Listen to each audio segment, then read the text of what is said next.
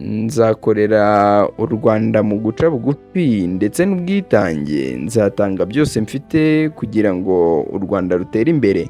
Ayo ni amagambo ya Dr Justin Nsengiyumva mu butumwa yanditse ku rukuta rwa X ashimira Perezida wa Repubulika Paul Kagame wamugize Minisitiri w'Intebe mushya w'u Rwanda. Nk'uko byabaye nk'umuco kandi buri muyobozi wese ukwe cyangwa se ushyizwe mu nshingano nshya agomba gushima. Ni nako byagenze kandi Dr Edouard Ngirente nawe yanyarukiye ku rukuta rwa X ashimira Perezida wa Repubulika Paul Kagame aho yagize ati ndashima amahirwe wampaye yo gukorera igihugu cyanjye, ndetse yanavuze ko ari igika cy'ubuzima azagenderaho ahazajya hose. Ibi si byo bituraje ishinga kuko ibi tumaze kuvuga ibi byamaje kuba kandi hashize iminsi igera muri 2, dore ko ibi byanditswe n'aba bayobozi mu ijoro ry'uwa tariki 23 ubwo hari ku munsi wa 4. Ibi byose nibwo byagiye hanze, ibi nibwo byatangajwe n'aba bategetsi. Ariko se ubundi harya naba nta icyo twatugiye kuvuga da. Reka dukomeze, twaba tugiye kuvuga kuri Dr Justin Nsengiyumva. Ubundi uyu mugabo Dr Justin Nsengiyumva wagizwe Minisitiri w'Intebe wa 12 w'u Rwanda, ubundi ni muntu ki? Mu gusobanukirwa ibi, reka twifashishe igitangazamakuru cya BBC News ku nkuru cyanditse ifite umutwe ugira uti menya uyu wari umukozi w'ikigo cy'imihanda na gari ya moshi mu Bwongereza wagizwe Minisitiri w'Intebe wa 12 w'u Rwanda ubwo yatangazwaga nk'umukuru wungirije wa Banki Nkuru y'u Rwanda mu ntangiriro z'uyu mwaka wa 2025. Nibwo abenshi twongeye kumumenya cyangwa se bamwe bamwibutse kuko hari hashize imyaka irenga 15 uyu mugabo asohotse mu gihugu cy'u Rwanda mu buryo butavuzweho rumwe, dore ko yasohotse mu gihugu cy'u Rwanda mu mwaka wa 2008. Icyo gihe ubwo yari umunyamabanga uhoraho muri Minisiteri y'Uburezi.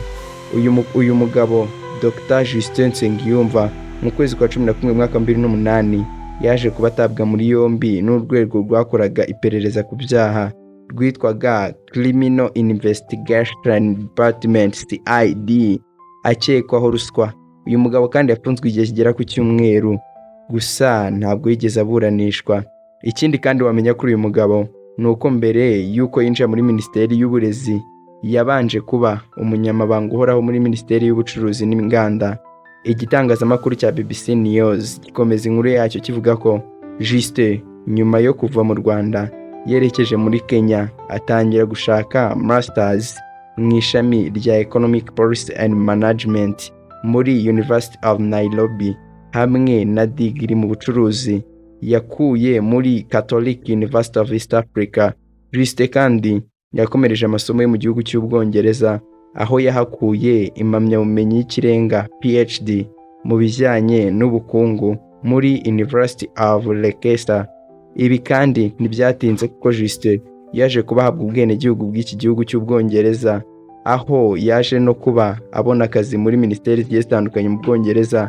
Aha twavuga nk'aho yakoze nk'inzobere mu kigo gishinzwe inzira za gari ya moshi ndetse n'imihanda muri Minisiteri y'Ubwikorezi mu Bwongereza. Mu makuru amwe n'amwe ava mu bitangazamakuru byo mu Bwongereza nuko avuga ko uyu mugabo ashobora kuba afite imyaka 54 y'amavuko. Uyu twavugaga yamaze kurahira kuba Minisitiri w'Intebe ndetse na guverinoma y'inshya. Minisitiri w'Uburezi barafata ibendera rya Repubulika y'u Rwanda n'ikiganza cy'ibumoso, bazamura ukuboko kw'iburyo, bavuga indahiro.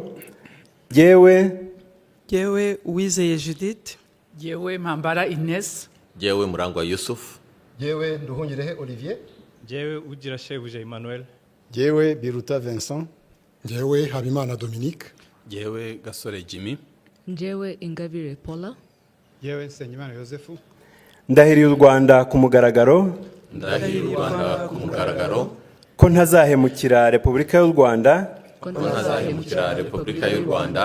ko nzubahiriza itegeko nshinga n'andi mategeko, ko nzaharanira uburenganzira bwa muntu n'ibyagirira abanyarwanda bose akamaro,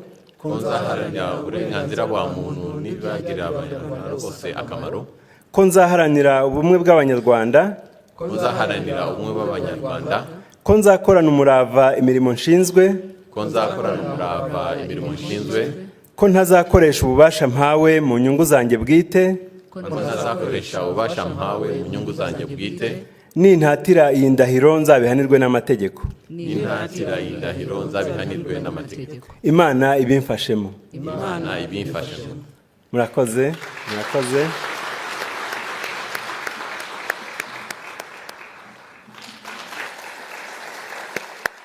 Uyu twavugagaho yamaze kurahirira kuba minisitiri w'intebe ndetse na guverinoma ye nshya.